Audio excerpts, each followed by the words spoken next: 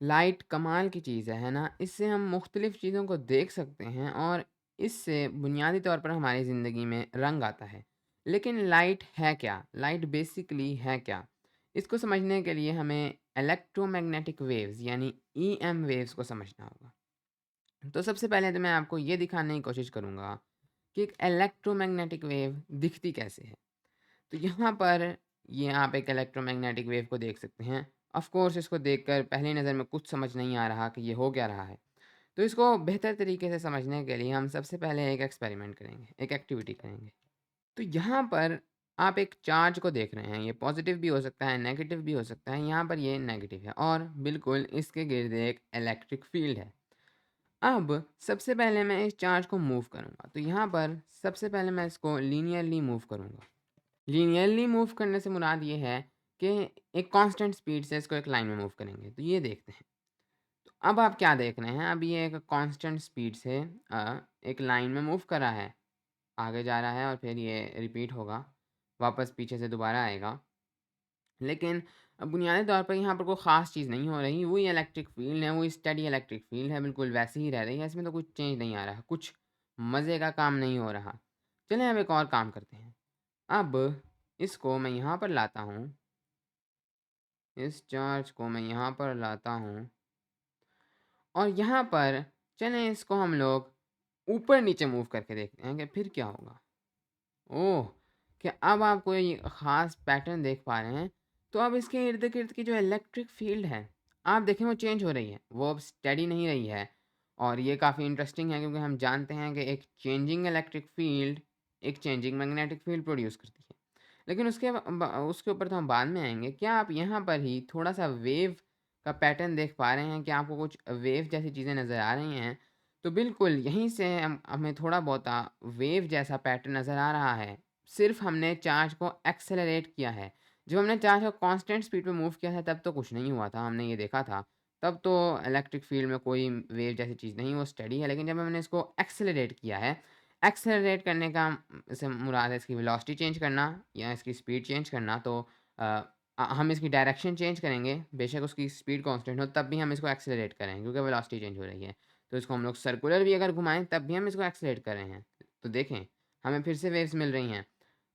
इसी तरीके से ऊपर-नीचे घुमाने से भी हमें इस किस्म की वेव्स मिल रही हैं। अब यहाँ पर आप देखें तो हम लोग इन वेव्स का एम्पलीट्यूड सेट कर सकते हैं। जैसे अगर हम लोग एम्पलीट्यूड और फ्रीक्वेंसी सेट कर सकते हैं। अगर हम लोग अ, इसको चार्ज को बहुत तेज़ी से ऊपर-नीचे करें, तो अब उस वेव की फ्रीक्वेंसी बढ़ जाएगी। फ्रीक्वेंसी जैसा कि आप जानते हैं 1 सेकंड में कितनी साइकिल्स गुज़रती हैं वेव में।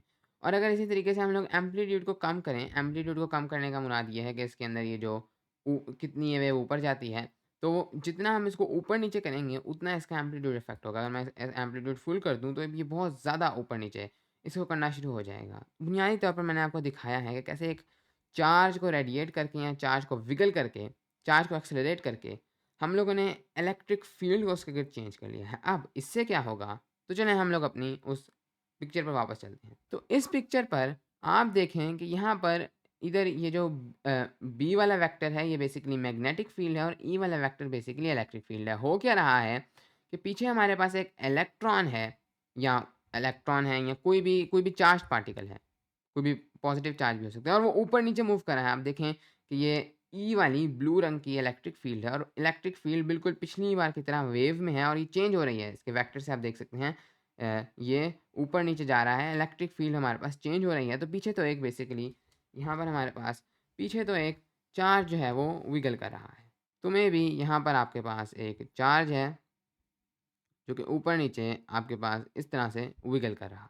लेकिन उस चार्ज के विगल करने से आपके पास फिर इलेक्ट्रिक फ़ील्ड आगे की तरफ इस तरह से बढ़ रही है, जिसकी वजह से इलेक्ट्रिक फ़ील्ड आपके पास चेंज हो रही है। अब इससे ख़ास चीज़ क्या होगी कि हम जानते हैं चेंजिंग इलेक्ट्रिक फ़ील्ड एक मैग्नेटिक फ़ील्ड प्रोड्यूस करती है, एक चेंजिंग मैग्नेटिक फ़ील्ड और एक चेंजिंग मैग्नेटिक फ़ील्ड वापस से एक इलेक्ट्रिक फ़ील्ड प्रोड्यूस करती है और ये प्रोसेस कंटिन्यू होता रहेगा और इस तरह से हमने एक चार्ज को विगल करके ऊपर-नीचे एक इलेक्ट्रोमैग्नेटिक वेव जनरेट कर दी है क्योंकि इसमें इलेक्ट्रिक फ़ील्ड्स हैं और इसमें मैग्नेटिक फ़ील्ड्स हैं।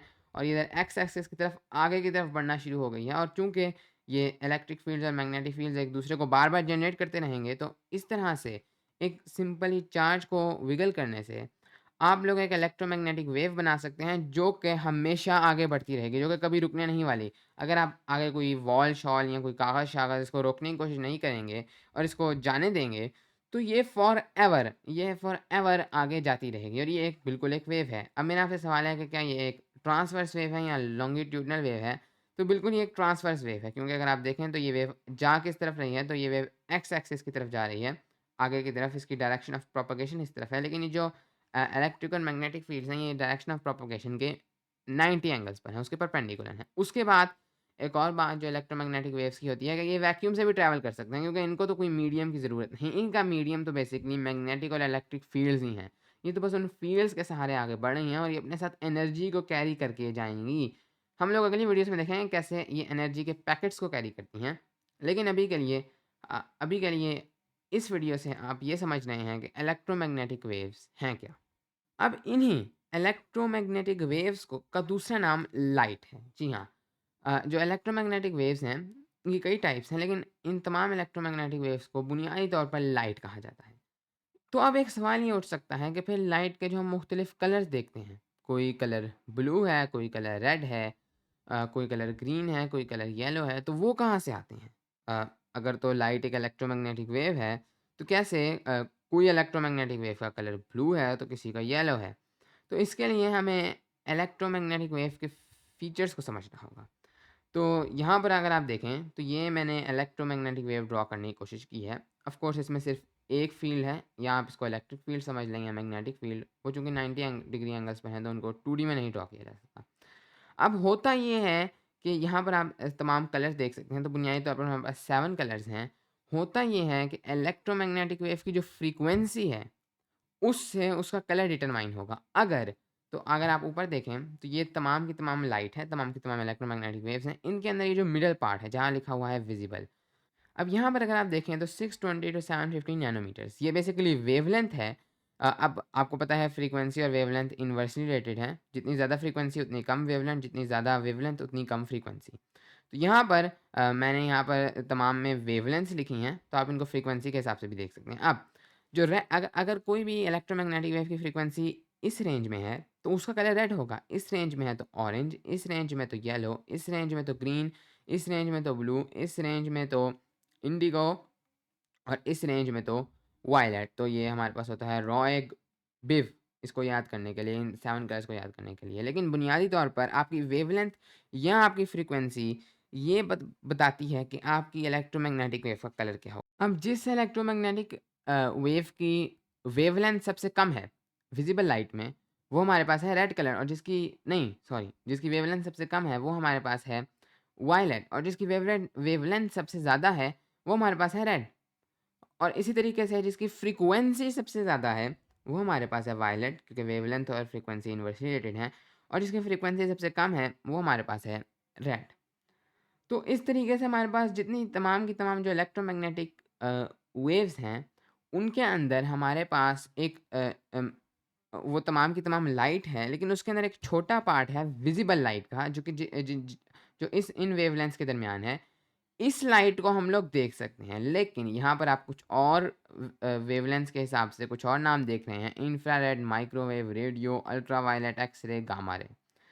अब ये जो इलेक्ट्रोमैग्नेटिक वेव्स हैं, या ये जो लाइट हैं, ये विज़िबल लाइट नहीं है, लेकिन लाइट ज़रूर है। इस लाइट को हम लोग देख नहीं सकते। जी हाँ, हम लोग सिर्फ़ इस लाइट को देख सकते हैं, जिसको हम लोग देखते भी हैं, लेकिन ये जो बाकी तमाम रेज़ हैं, इनको हम लोग नहीं देख सकते। अब सबसे पहले इधर हम लोग अगर विज़िबल से उस तरफ जाएँ, तो इधर अगर आप लोग देखें तो हमारी वेवलेंथ बढ़ रही है, यानी कि फ्रीक्वेंसी कम हो रही है। अब जो फ़िज़िक्स के अंदर वेव्स होती हैं, उनके अंदर इंफ्रावर्ड का मतलब होता है कम होना, लेकिन यहाँ पर फ्रीक्वेंसी के कम होने की बात होती है। यहाँ पर ऑल्दो वेवलेंथ तो बढ़ी है, लेकिन फ्रीक्वेंसी कम हो रही है। अब आप मुझे बताएँगे इस विज़िबल लाइट के सेक्शन में सबसे परली साइड पर, सबसे इस लेफ्ट साइड पर कौन-सी लाइट है? तो वो ऑफ़ कोर्स रेड है। तो अब रेड से थोड़ी जिसकी वेवलेंथ कम है, इंफ्रारेड। उसके बाद जब इस रेंज से निकलती है, तो आपके पास माइक्रोवेव वेव्स होती हैं, माइक्रोवेव ओवन्स आपने सुने होंगे, और फाइनली आपके पास रेडियो वेव्स होती हैं। और इसी तरह से इस विज़िबल लाइट के इस साइड पर कौन-सी लाइट है, तो वो आपके पास वायलेट है। लेकिन वायलेट से ज़्यादा फ्रीक्वेंसी जिसकी हो गई, वेवलेंथ कम है लेकिन फ्रीक्वेंसी ज़्यादा है, अल्ट्रावायलेट। उसके बाद आपके पास एक्स रेज़ आती हैं, और फिर आपके पास गामा रेज़ आती हैं। इनमें से कई वेव्स के आपने नाम सुने हुए होंगे। और ये तमाम के तमाम वेव्स इलेक्ट्रोमैग्नेटिक वेव्स हैं। एक चार्ज को एक्सेलरेट करके ये जनरेट होती हैं। तो जैसे अगर हम लोग देखें, एक एंटीना रेडियो वेव्स जनरेट करता है, जैसे wifi router radio waves generate करता है, तो वो बुनियादी तौर पर क्या करता है कि एक एंटीना के अंदर अल्टरनेटिंग करंट होता है। अल्टरनेटिंग करंट से मुराद ऐसा करंट जो अपनी डायरेक्शन को चेंज करता रहता है। अब जो डीसी करंट है जो अपनी डायरेक्शन को चेंज नहीं करता, उससे तो कोई इलेक्ट्रोमैग्नेटिक वेव्स जनरेट नहीं होंगी, क्योंकि वो तो कांस्टेंट स्पीड पे मूव कर रहा है। हमने पहले देखा है सिमुलेशन में कि कांस्टेंट चार्जेस तो चेंजिंग इलेक्ट्रिक फील्ड ही प्रोड्यूस नहीं करेंगे, तो वो इलेक्ट्रोमैग्नेटिक फील्ड नहीं प्रोड्यूस कर सकेंगे। लेकिन एक्सेलरेटिंग चार्जेस जिससे मुराद डायरेक्शन चेंज करना भी है, वो इलेक्ट्रोमैग्नेटिक वेव्स प्रोड्यूस करेंगे। तो एक एंटीना में आप अपनी मर्ज़ी का एसी करंट इस तरीके से गुज़ार के कि उसकी जो फ्रीक्वेंसी है या वेवलेंथ है, वो रेडियो वेव्स के मुताबिक हो, आप लोग रेडियो वेव्स जनरेट कर सकते हैं। इसी तरीके से हमारा जो सूरज है, वो बहुत ज़्यादा लाइट जनरेट करता है। वो क्या करता है कि उस सूरज के अंदर आपके पास इलेक्ट्रॉन्स, फ्री इलेक्ट्रॉन्स, प्लाज़्मा है, फ्री इलेक्ट्रॉन्स और डिफरेंट चार्जेस होते हैं। वो चार्जेस जब एक्सेलरेट करते हैं या कोलाइड करते हैं, तो वो आपके पास विज़िबल लाइट की वेवलेंथ में आपके पास जो है वो इस तरह से लाइट प्रोड्यूस करते हैं जिसको आप देख सकते हैं। लेकिन इसके साथ-साथ वो कुछ ऐसी लाइट भी प्रोड्यूस करते हैं जो आप नहीं देख सकते। जैसे आपने सुना होगा सन से यूवी रेज़ आती हैं, बेसिकली अल्ट्रा वायलेट लाइट भी सन प्रोड्यूस करता है, लेकिन उसको आप देख नहीं सकते। वो विज़िबल लाइट की कैटेगरी में नहीं आते।